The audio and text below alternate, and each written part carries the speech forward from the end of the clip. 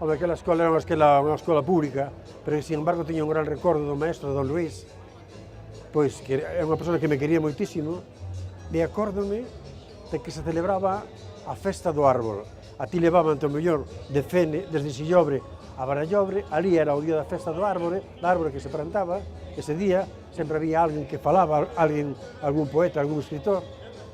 pero ao lunes seguinte, o teu maestro dicíache: quero que fagas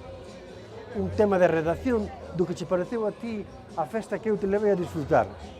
E acórdome que eran unhas plumas, era con tinta, era un libro único. Primeiro, facíalo nunha pizarra, e logo, cando el decidía quen era o que pasaba ese día o texto que estaba mellor feito a un libro, pois un ano elixíron a mí, era unha pluma que se mollaba no tinteiro, esgallada, para facer o título con letra gótica, e a continuación facías o texto. E ese quedou aí, ese recuerdo,